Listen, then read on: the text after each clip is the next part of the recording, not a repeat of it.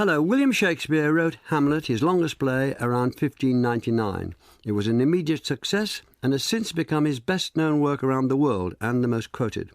Shakespeare has Hamlet, Prince of Denmark, reveal his inner self to the audience as he revenges the death of his father, while concealing his thoughts from all at the Danish court, who sometimes presuming insane. He gives him lines such as "to be or not to be," "Alas, poor Yorick," and "Frailty, thy name is woman," which are known even to those who have never seen or read the play. And Hamlet has become the defining role for actors, men and women, who want to show their mastery of Shakespeare's work. With me to discuss Shakespeare's Hamlet are Sir Jonathan Bate, Provost of Worcester College, University of Oxford; Cara Rutter, Professor of Shakespeare and Performance Studies at the University of Warwick; and Sonia Masai, Professor of Shakespeare Studies at King's College London. Jonathan Bate, where does Hamlet fit into the order of Shakespeare's plays? OK, it's really at the centre of his career. So Shakespeare starts writing plays in the early 1590s. There's an early revenge tragedy called Titus Andronicus, his first tragedy. Then for most of the time through the 1590s, he's writing comedies and his great English history plays. Then at the end of the 1590s, he goes back to tragedy. He writes Julius Caesar in 1599 and then Hamlet 1599 or 1600. So it really is at the midpoint of his career where he's fully developed his art. And it comes before the subsequent great tragedies such as Macbeth, King Lear and Othello. Do you think he knew it was at the midpoint of his career? Did you think he knew he was writing in a more mature way? Or is that what you've gleaned since? That's always, of course, very, very hard to know how an artist sort of thinks about their own development. But there's no doubt that what you find in Hamlet is Shakespeare gathering together a range of styles and themes that he's explored in earlier plays. Hamlet's his longest play, and it does seem to be a moment where he's taking stock, pulling together a lot of his ideas and techniques, and then really digging deep into human psychology. What were the origins of the Hamlet play? Now, that's quite a complicated question. Well, let's make it as simple as we can. OK. Without giving an inch in academic credibility. Right. The reason it's complicated is because there is firm evidence there was an older play called Hamlet in the repertoire that had a ghost calling for revenge. And which repertoire? The repertoire of the theatre in the 1590s. The Shakespeare's acting company actually acted at a theatre called The Theatre. And there's a reference by a man called Thomas Lodge to a play called Hamlet with a ghost well before Shakespeare wrote Hamlet in 1599 or 1600. And indeed, there are a couple of earlier references going back to the late 1580s. So what it seems to be the case is that Shakespeare is rewriting an old play. And he did that very often. I mean, King Lear, there's an old anonymous King Lear play. But the trouble is, the old Hamlet play is lost. So we have to go back a further step, and we find there was a French collection of stories by a man called Belforest, which contained a translation of an older story written way back in medieval times by someone called Saxo Grammaticus, telling the story of Amleth, not Hamlet, but Amleth, who was a Danish prince, and there's a murder, and the outlines of the plot are all there. But our problem is that Shakespeare got it from this old lost play. Now, he borrowed things, or stole things, but borrowed. I mean, if you're an artist, you borrow, don't you? He borrowed things all over the place. I mean, his political plays are sort of just versifications of lines and lines of Holinshed. So is this typical of his work? Is it in a different category to what he'd done before, this kind of appropriation? No, I think it is typical because although, as you say, in the case of the history plays, he's got the chronicle histories of Holinshed sort of open on his desk as he writes. But it was also the case there were older history plays in the repertoire. There was a play called The Famous Victories of Henry V, and the sources of Henry IV and V are to be found there. I mean, I think one thing that modern scholarship has been very good at showing is that Shakespeare was supremely a writer for his company, a man of the theatre, and a man whose plays existed in this wider repertoire where rival acting companies were sort of putting on the same stories in different versions. What do you think attracted him to the subject of Hamlet? Well, I think revenge is such a great theme. Dramatically, because the point about a revenge, it's action and reaction, and that gives you a structure for your play. he was fascinated by family dramas, and this is a play about a man whose father has been killed and then whose mother has married his uncle. So the family dynamic, Shakespeare's tremendously interested in that. He's also fascinated by the relationship between individual and familial dynamics on the one hand and politics and statecraft on the other. So Hamlet had all those elements. But the thing that seems to be so innovative about the play is that whereas earlier revenge dramas, of which there were many in the repertoire, focus on the action of the revenger, Hamlet stops and thinks. And so this play has more soliloquies, moments of inner reflection than any play that had gone before. Sonia, can we develop the idea of the influence of the revenge tragedy on Shakespeare? As Jonathan's pointed out, the play is given direction by the ghost appearing and saying, I have been murdered, revenge me. So that drives the play. Now, the revenge tragedies were in the air, as Johnson indicated. Could you develop that? Yes. The Ghost, in fact, is the most significant addition to the literary sources, the Saxo Grammaticus and Belforest, and it comes straight out of the Senecan tradition. Seneca had become popular on the English stage when 10 of his tragedies have been translated into English and then published both individually and in a collected volume between 1559 and 1581. Can you just contextualise Seneca a bit? Sorry to interrupt. Latin dramatist who wrote gory tragedies that I think can best summed up as kind of murder, madness and revenge. And what also becomes conventional when English playwrights rewrite Seneca is what we call the play within the play. So they were reading Seneca. They knew about Seneca. Yeah, they were reading Seneca They first. had good classical education of it, including Seneca, who was one of the greatest Romans of them all as far as educated persons were concerned. The well-educated in Latin first, and then the translations in the 60s and the early 1580s allowed English writers to also imitate Seneca. And Thomas Nash has a complaint about these hack writers who read the English Seneca by candlelight and produce whole Hamlets and fill these Hamlets with tragical speeches. So the well-educated would condescendingly refer to the English playwrights who would use the English translation of Seneca to write their own plays. So Seneca's doing revengeous tragedies, gory tragedies. Shakespeare himself has written his gory tragedy, Titus Andronicus. Exactly. But there are others around him who are hammering away at revengeous tragedies at that time. Could you tell us a little about those people? Yes, the model was already being mocked by Jonathan has just referred to Thomas Lodge, referring to what we now call the Hamlet as antiquated and absurd and possibly ridiculous, because the ghost in the Hamlet is said to be crying Hamlet revenge like an oyster wife. So the ghosts, I think, were starting to sound maybe petulant rather than portentous. So Shakespeare had a huge challenge in his hands, because having already written a successful revenge tragedy, Titus Andronicus, he had to come up with something new and exciting. And I believe he did so, as Jonathan was intimating just now, by shifting from the mere mechanics of revenge to the problematic nature of remembrance and the burden of the past. Also, I guess by showing off one of the symptoms, I think, of an artist who feels at the height of his artistic powers is that Hamlet is very much a play about playing. It's a play about the theatre. It's an homage to the Globe Theatre that is mentioned several times in the play.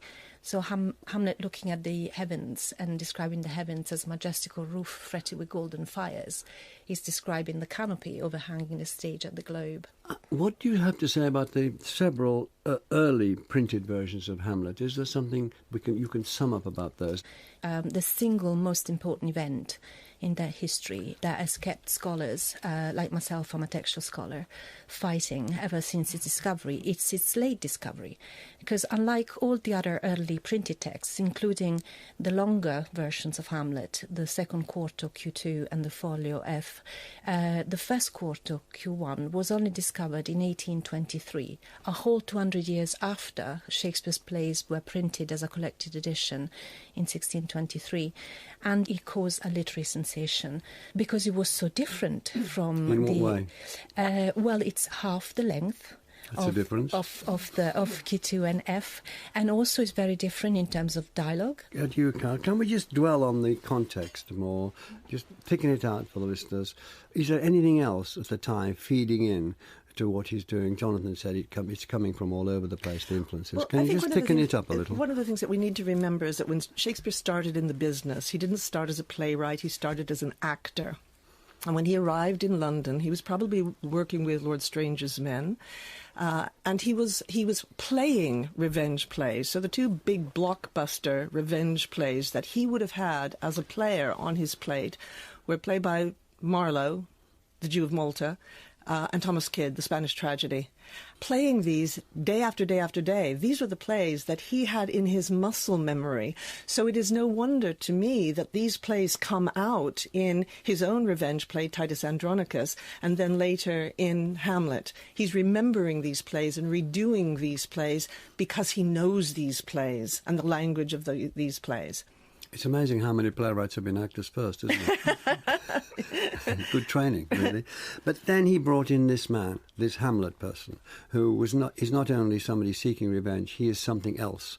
Where do you think he got Hamlet from?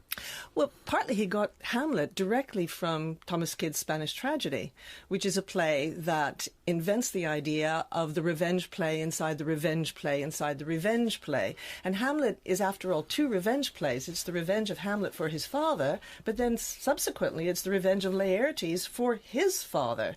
And what he does, what Kyd does in the Spanish tragedy, we have revenge upon revenge. We have soliloquies where Hieronymo pauses and thinks about what he's going to do. So we have a mother who goes mad and raves across the stage. A lot of elements in Hamlet are there.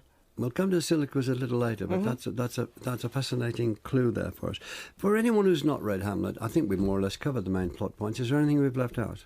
There's the ghost, there's the desire for revenge, there's the, what is the so-called, we'll come back to. I think always inside the revenge play there is a love interest. There's the girl. And that there is a problem that is circulating around the female body in all of the English revenge plays. Jonathan, is it possible, here we go, to describe the character of Hamlet? Many great writers and thinkers have spent a very long time failing to do that. I mean, one of the fascinating things about Hamlet, you said at the beginning, Melvin, how it's the best known Shakespeare play, sort of the most influential. One of the fascinating things about it is it's a play that writers and thinkers have constantly wrestled with. So if you think in the late 18th century, Goethe, the great German writer, he writes a sort of autobiographical novel called Wilhelm Meister's Apprenticeship, all about growing up, and the central character plays the part of Hamlet. And for Goethe, that becomes a way of thinking about Hamlet. Samuel Taylor Coleridge said, I have a smack of Hamlet myself, if I may say so. Sigmund Freud was obsessed with Hamlet and the family dynamic. So I don't think I'm going to be able to answer a question that Goethe, Coleridge and Freud failed to answer. Well, let's go for broad lines. I mean, because it's useful to help. I mean, I think one of the things that distinguishes him is a man of deep contemplation and, when occasion demands it, a man of swift action. Is that a usual or an unusual combination? No, I think the key thing about Hamlet is this sort of opposition between thinking and acting. Acting, of course, has two senses. I mean, Carol has already been talking about this, the importance of the play within the play. Hamlet's very interested in acting a part, but he's also interested in action. But the moment you start thinking about playing and acting, then you find yourself reflecting, doubting, hesitating, digging into yourself. And that's what Hamlet is always doing. And I think one of the keys to this is there's a big change has taken place in the course of the 16th century, which we call Renaissance humanism. And what that kind of goes back to is educators saying, what's the best way of educating a prince? In the medieval times, the way of educating a prince was to sort of teach them how to ride horses and fight with swords. The humanist educators say the prince needs to study human nature, to read the classics. The prince needs to be an intellectual. And I think Hamlet is really the great example at the end of the 16th century of the intellectual prince. He's in this court setting, but he's a student, a thinker, a reader, and it's the thinking versus action that is one of the keys. It comes back from Wittenberg, as we know. Sonia, you were talking earlier about the earlier text, and that was, I think there's a bit more to be said. Would you say the character developed from the earlier text? Yes. From what we see in the earlier text to what we've got now? Yes. The 2-hour version we have now? The Q1 Hamlet Sorry, the 4-hour version we've got now. The Q1 Hamlet is more action driven than the Hamlet in the longer versions of the text. I think a prime example, which listeners might be amused to hear, is that even the most famous line from the play, "To be or not to be, that's the question," in Q1 reads, "To be or not to be, aye, that's the point." It's an amazing experience to listen to the play performed, because it's almost like you listen to a familiar play, but maybe the actors are misremembering their lines. So it's got some of the language, but it's very different. And the sum Excuse of all me, this is fascinating. When did it change? I quite like point myself, but question, it keeps the monosyllables going. I'm very fond of his monosyllables, but never mind. Do we know when it changed from point to question? Well, we think that the play was revised at different stages in its life. The first moment of composition, we like to date from late 1599, but also through 1600. Then later on, around the middle of the first decade of the 17th century, because of an allusion to the boys' companies that gets added to Act 2, Scene 2, when the prince is discussing with Rosencrantz Guildenstern the arrival of the players at Elsinore, and he's wondering why the players have left the city. And the reason why the players have left the city is because they're getting tough competition from the boys' actors. And that was definitely happening for the adult companies that Shakespeare was working for around that time. So we can't quite place exactly the time of the revision, but first time of composition, I'd say turn of the century, and then certainly around the middle of the first decade. Is it worth questioning whether he made the revision or the revision was made by somebody else as they put it together, which they did much later, as you know? Yes, well, certainly for the later... We're still on point and question. Yes, yes. They may very well both be Shakespeare's. What is less clear to me is whether the differences between the second quarter and the folio, which are more similar in length, are also all Shakespeare. The folio, it's quite a bit shorter, so it's leaner.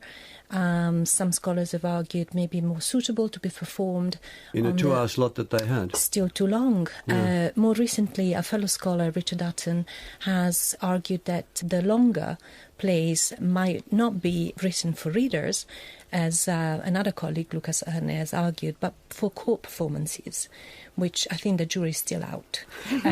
But whether F was adapted by the actors or by Shakespeare, we don't know. Carol Roger, the skull of Yorick has achieved great importance, and you attach great importance to it. It's the most famous skull. The most famous skull in all drama. Why do you think that is? Yorick, if you just contextualise it. Yorick makes a late entrance in the play. This is a play that will not leave Shakespeare alone. It's twice as long as any normal early modern play. And Shakespeare keeps adding characters. Introducing characters. Yorick enters Act 5, being chucked out of a grave that's being prepared to bury Ophelia.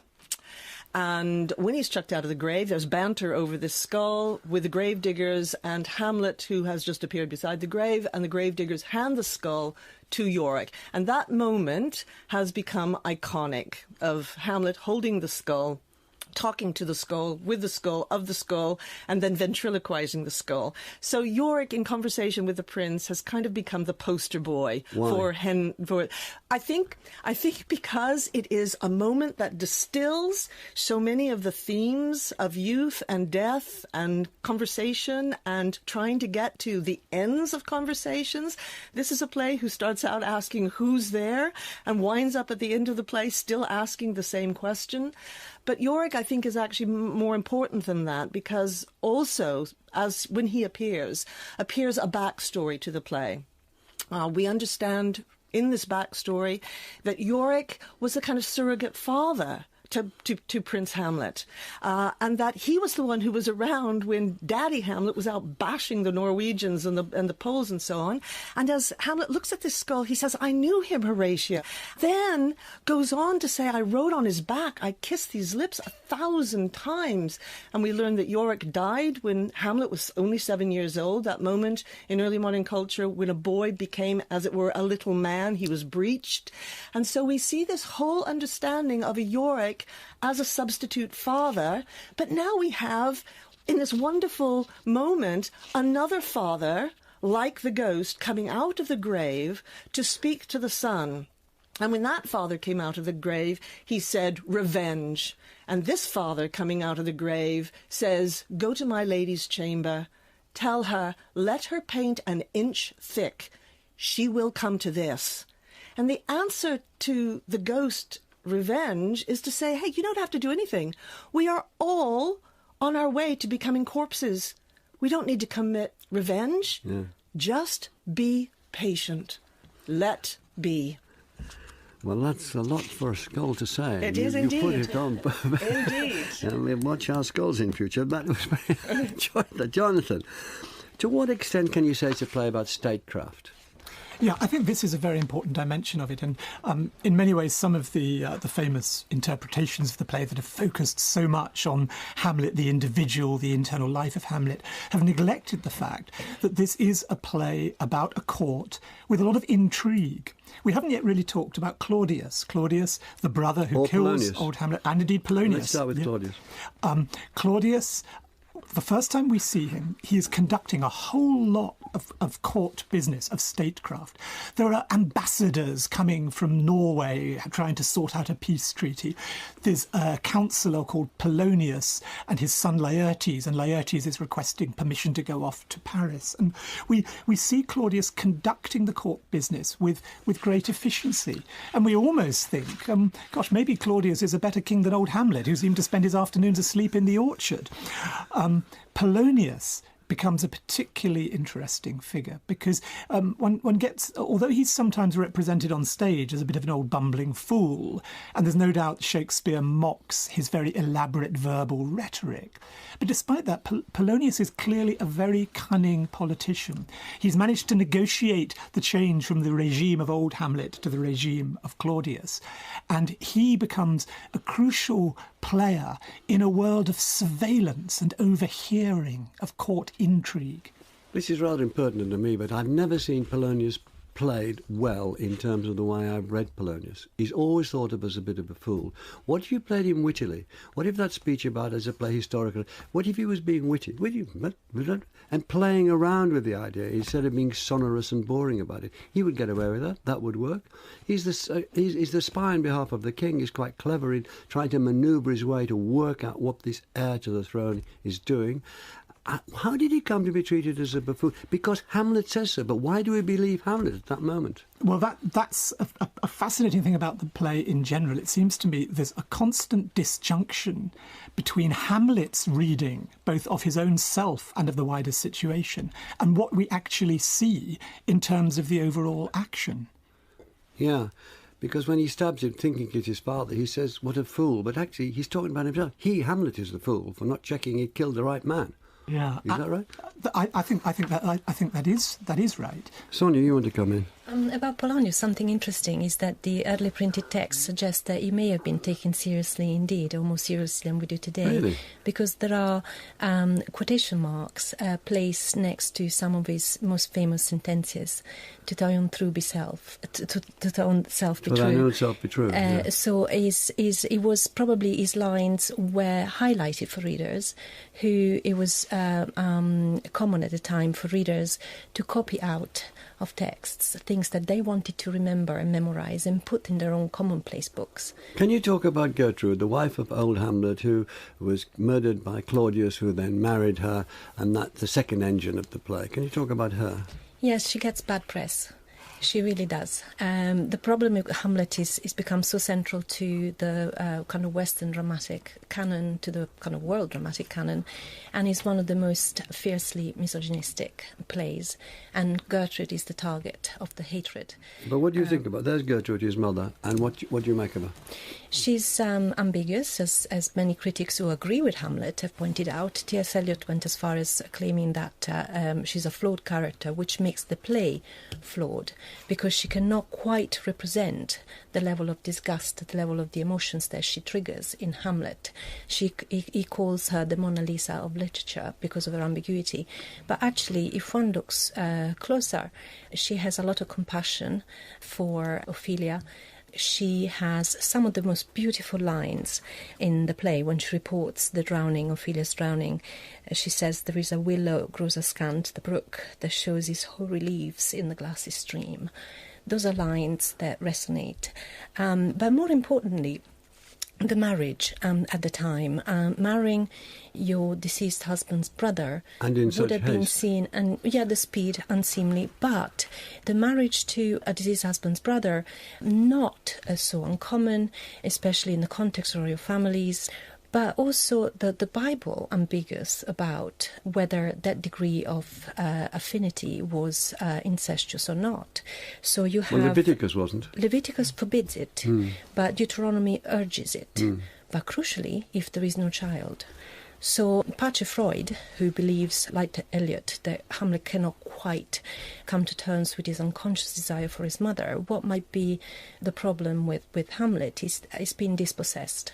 That is, as he puts it, the king has popped between him and his right to the throne. Yes, this desire for his mother, I don't find much evidence for that. I don't either. I think it's Freud galloping away with things again. Something about... I'm getting less and less interested in his interpretation, but that's me. Can we delete that? No, we can't. Let's not delete it. Carol, then there's Ophelia.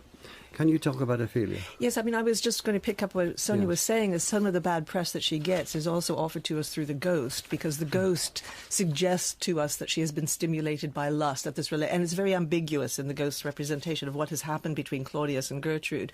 But he does... You mean they might have had an affair before? It's suggested that somehow that he seduced her. And was it before, was it after, whatever. But right in the middle of every of these plays is always the story of a wrecked love affair, and Ophelia is the one who's clinging to the wreckage.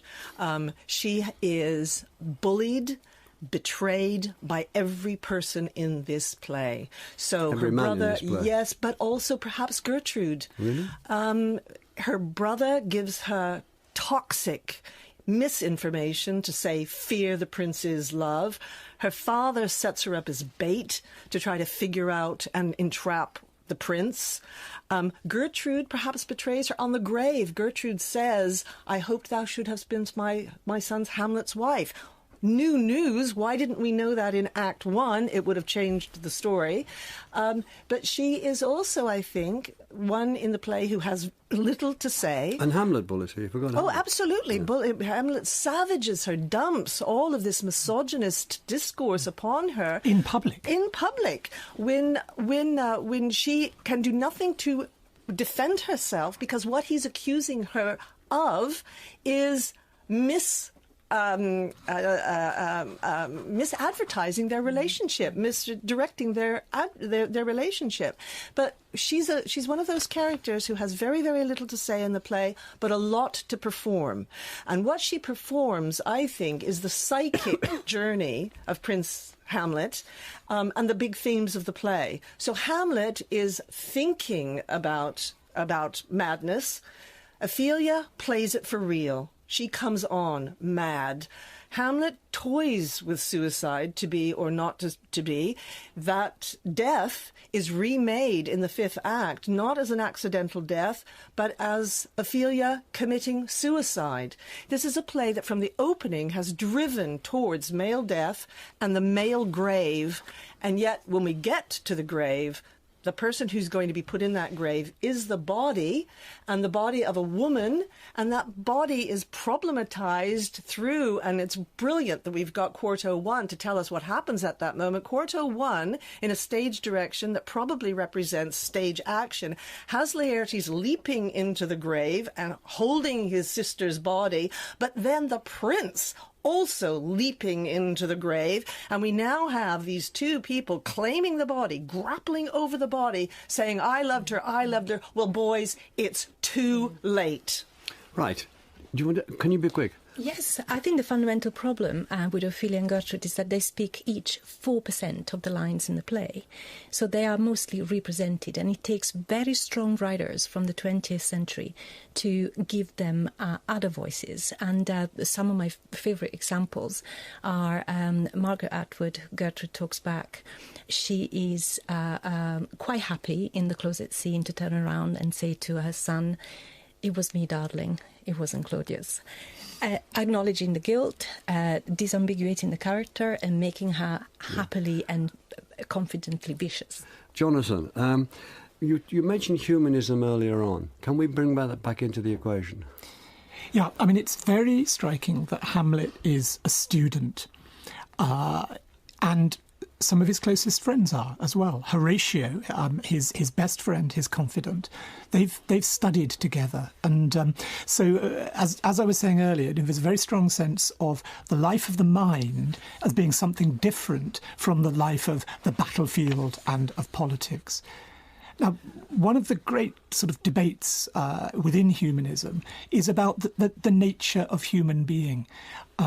And Hamlet really alludes to this very powerfully in a wonderful speech he has where he's talking to Rosencrantz and Guildenstern, these two fellow students who have been sort of more or less put on him as spies. And he then starts talking about the power of the human mind, the infinity of human faculties, our powers of speech.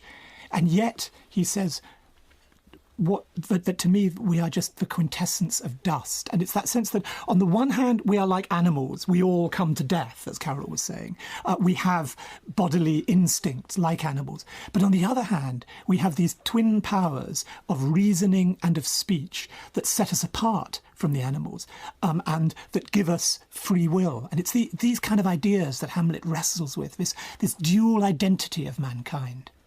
Sonia, does that chime in, as it were, can we make it chime in with his time at Wittenberg, which has a different connotation, of course, the Reformation, and this is past the great theses nailed to the door in 1517, the 95 Theses. Does he come back a Protestant? Well, people interested in establishing Hamlet's religious beliefs, and why not Shakespeare's as well, as if, we could, are very keen on looking at Hamlet, which seems to be written reflecting on the cultural clash created by the end of the old faith, the Roman Catholic faith, and the brave new world of the Reformed Church of England. And the play is ambiguous, and nowhere more so than in the character of the ghost. Is the ghost a Catholic ghost who comes back from purgatory, or is it a Senecan ghost coming from the classical tradition? And it would certainly, the ghost sounds very much like he's coming from purgatory when he says, "I am thy father's spirit, doomed for a certain term to walk the night, and for the day confined to fast in fires, till the foul crimes done in my days of nature are burned and purged away." It's classic purgatory. Roman Catholic poetry. Roman in Catholic a now poetry. Protestant country. In a now Protestant country. And Shakespeare comes close to getting into troubles with the authorities, but never does, because it's a revenge tragedy. So although it sounds like a ghost from purgatory, and the Reformation had abolished, with the 39 articles of the Church of England by 1563, had abolished purgatory. So to be treating purgatory seriously amounted to being blasphemous. But he gets away with it because it's a revenge tragedy, and you can still see the ghost is coming from the classical tradition. I think this is really important because there is that moment when Hamlet has the opportunity to kill Claudius while he's praying, and he stops, and he doesn't do it because he says, oh, well, he's praying, he'll go straight to heaven. Now, in a Catholic world, it would be the case that because of what Claudius has done, he'd have actually had to do a lot of time in purgatory. So it is clear in that regard that Hamlet has the Protestant belief that if you truly repent, whatever terrible things you've done, if you die, you'll go straight to heaven. Carol, you mentioned earlier about the soliloquies, the earlier soliloquies. Now, they're a great feature of Hamlet. So it was something that Shakespeare picked up as well as all the other things we've been talking about. Yes. These had happened before, right? Yes, indeed. What is distinct? What do the soliloquies say to you? Can you just talk about one of your you think is most significant and unravel it for us? Yes. These soliloquies are thinking machines, and they actually allow us to hear the mind thinking itself into action in front of us. Okay. There are 5 of them in the play. Each of them is absolutely distinct. So in the first one, it takes him 30 lines to say one sentence. 2 months ago, my mother married my uncle. And across those 30 lines, we're swinging between evasions, between disgust, between exclamations, between things he can't say, to get to that point of his reaction to what his mother has done. But for me, the great soliloquy is the second one, the one that emerges out of his encounter with the players. So he's asked the players to play a bit of a play, and then he watches the player tell the story of the end of the fall of Troy, when Hecuba watches the slaughter of her husband. The players go off, and Hamlet is left there to reflect, and he reflects upon what he has just seen in a fiction, this extraordinary outpouring of passion and grief for something that hasn't happened, that has only been enacted. And Jonathan was talking earlier about these twin ideas of acting and whether the fiction teaches us how to act in the real world or the reverse. Hamlet then reflects upon the acting of the player as against his own inaction and makes a rhetorical comparison between those two things. But then he drives forward to ask us, the audience, a question that emerges out of what's Hecuba to he, or he to Hecuba, that he should weep for her. Why can't I do the thing that needs to bring to the end the revenge of my father? But asks us the question, am I a coward? And solicits from us our response to the play. Now that positions us as a different way in acting this play with Hamlet. But out of that then question about cowardice, he then tries on the idea of revenger. He puts it on. He rehearses bloody, bawdy, revenge, blah, blah, blah. And then he says, oh, God, what an ass am I? Now let's think. Let's think. And out of the thinking comes, I have heard that guilty person sitting at a play, da-da-da-da-da-da-da-da-da-da, I know what I'll do. We'll put on a play. So reverting back to the idea of the acting, enacting, acting forward, the play's the thing in which I'll catch the conscience of the king. And that sends him from paralysis into action. Excellent. Jonathan, I've delayed asking this until now, but why do people talk so much about Hamlet's delay in doing what he sets out to do in the first scene or second scene? Because Hamlet talks so much about his delay, as in that soliloquy and his later soliloquies. He's constantly saying, I have the greatest cause for action and I'm not doing it. But actually, this to me is an example of this disjunction between what Hamlet says and what actually happens. Because if you think about it, one thing he's got to do is check that the ghost really is his father and not a devil sent in the shape of his father to tempt him to commit a crime himself. The way he checks that is by watching Claudius's reaction to the play. The moment that happens, he goes off to kill Claudius, but he doesn't do it because Claudius is praying, and that would send him to heaven. He then goes into Gertrude's chamber, there's a rustling behind the arras, and he stabs him. He thinks he's done the deed. Actually, it turns out that's Polonius, and at that point, Hamlet is under suspicion, he's under guard, he's under watch, he's dispatched to England, he manages to escape thanks to some helpful pirates. He comes back. I love the pirates. And as soon as he's back... completely undervalued. And as soon as he's back, he sets up the plot for the revenge. So, hey, where's the delay? Yes, I agree with that. Did you both agree with that? Well, and I also find it incomprehensible that anybody would want our prince to move from the ghost straight into killing Claudius without checking whether the ghost has authority.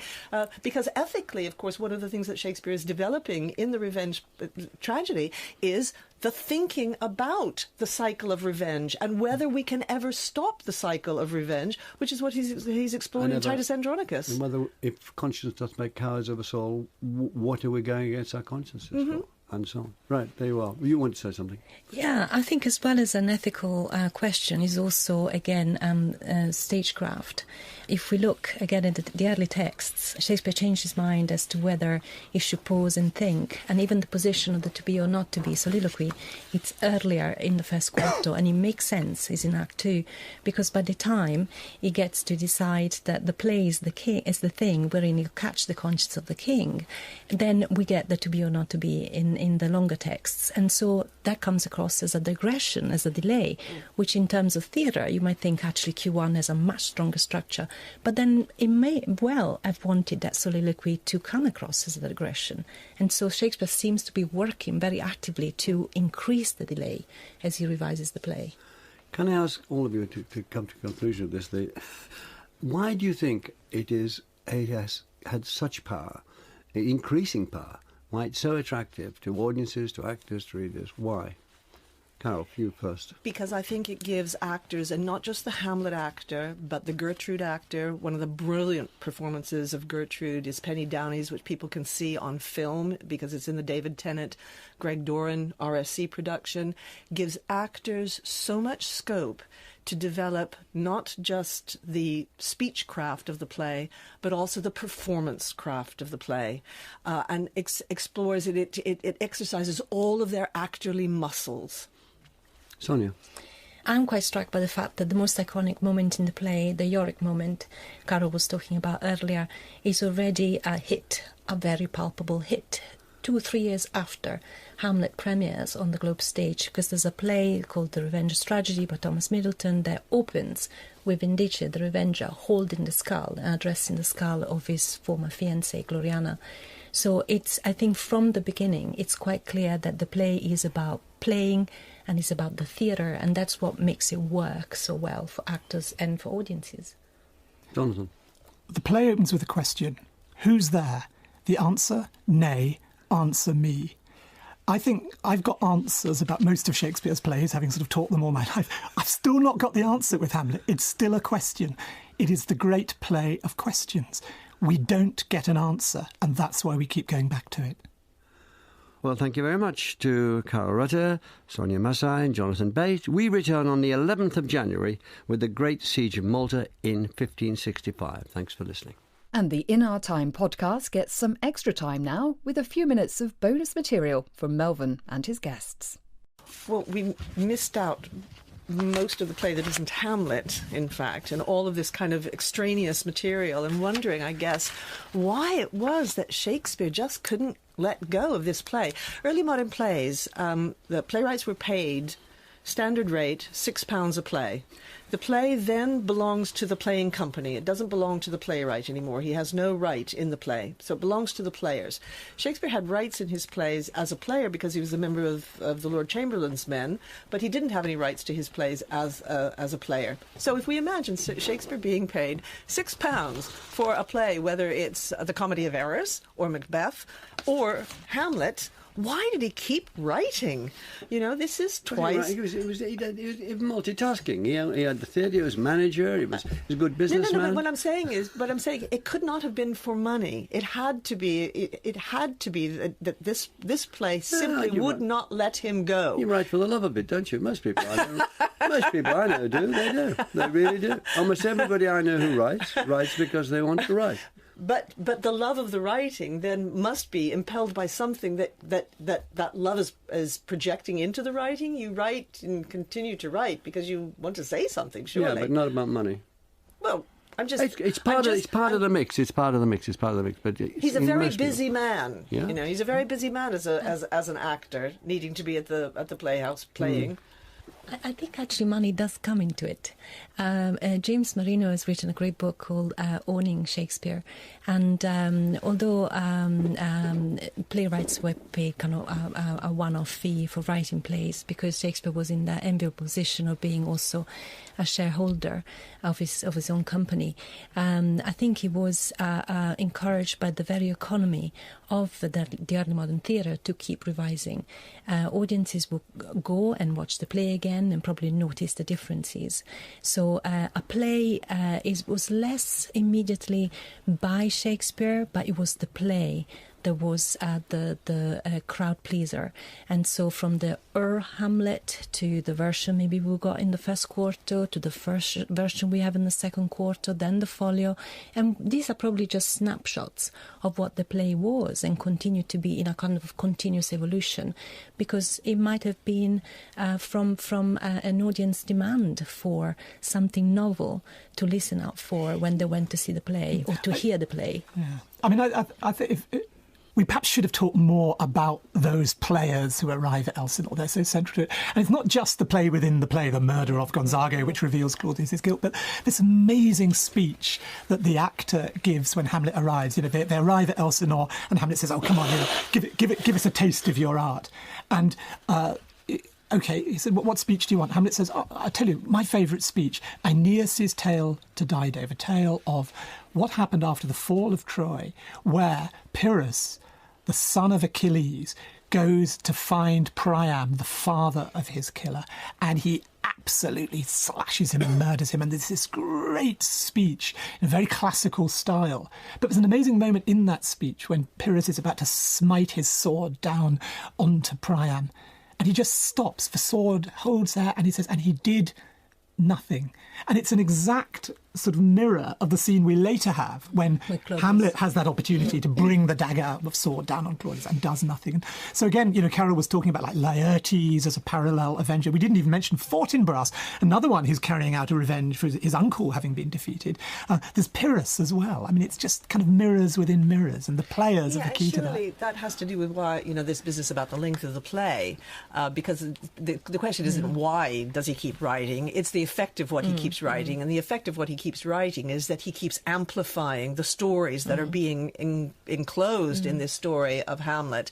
So not just this story, the story of Pyrrhus that suddenly is center stage with us as the player is speaking it, but it's also Hamlet's history of hearing this play once, he says, and then begins to enact it, but also his relationship to the players, these tragedians of the city. So there are all of these multiple backstories that are being released into this play that keeps remaking itself. Or indeed, from my point of view, Jonathan mentioned statecraft and the ambassadors that are being sent from the court of Denmark into Norway, where old Norway is asleep and doesn't know what his nephew is up to, this Fortinbras, who seems prepared to march in any direction across Europe and lay devastation at any direction that he seems inclined to attack in the latest moment. But when Fortinbras comes in and the entire household of Denmark is dead in front of him, and he lays claim to the kingdom. He says, I have some rights of memory in this kingdom, and he simply takes over while Horatio is still notionally holding the body, the only cooling body of the dead prince. But beside Fortinbras coming these two hapless little ambassadors from England, who have arrived in Elsinore to tell them that Claudius's instructions, that of course have been manipulated by Hamlet, have been fulfilled, and Rosencrantz and Guildenstern are dead. And then that ends the whole story of these two stooges. And it's tragedies inside tragedies inside tragedies inside farces inside tragedies. I think the relationship to England is also very interesting, because of course the play is set in Elsinore, but England plays a role, and scholars interested in establishing the historical setting for the play, they set the moment of the play in the 50 years before the Norman conquest. which is also known as the rule of the Danes. And Margrethe Grazia is someone who writes beautifully about this side of the story, the English side of the story. And she comes up with a wonderful explanation as to why, again, going back to the early texts, the quartets describe the play as a tragical history, whereas by the time we get to the collected edition in the folio, it becomes a tragedy. Now, the sense of Hamlet as a tragedy, it's much closer to how we understand the play, but we lose sight of the history and of England's role within that history, and as to why it may have become a tragedy in the folio. So de Grazia argues that pre-1066 history was a history of conquest and devastation for England, and so plays or histories before 1066 are kind of grouped together in the folio as tragedies, whereas the post-1066 history, the English history, which is a history that seems French to be French-English history. French English history or English history. If you look at the kind of progression of the crown in the table of contents in the folio, it seems orderly and nearly providential.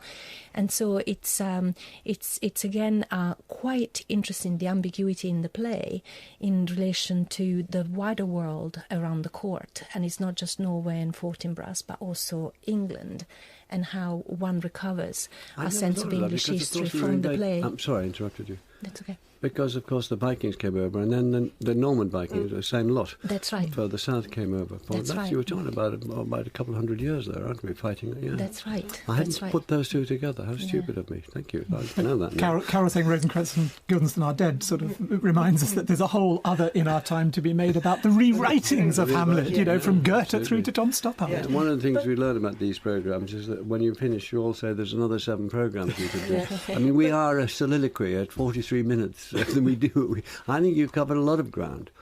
And sometimes I get, sometimes I think, oh, God. Because afterwards, when I say, what did we miss out, that's just to get you going. But then you tell me what we missed out, and I think, oh, God, I should be doing something else, because we've got tons of stuff we didn't talk about. Yes? But of course, Jonathan raising the issue of the players then takes us forward to think about the sheer theatricality of what Shakespeare is doing, the inventiveness of Shakespeare. Of course, we're very used to scenes because we've seen them so often.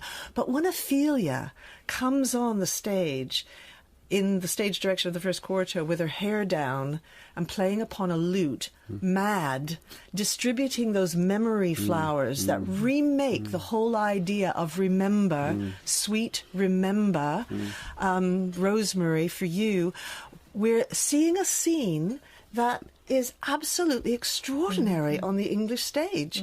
And we, I think, sometimes need to remember the innovativeness of Shakespeare's stagecraft, making theatre. Yeah. Well, thank you all very much. Did you enjoy that? Yeah, We did. Immensely. In Our Time with Melvyn Bragg is produced by Simon Tillotson.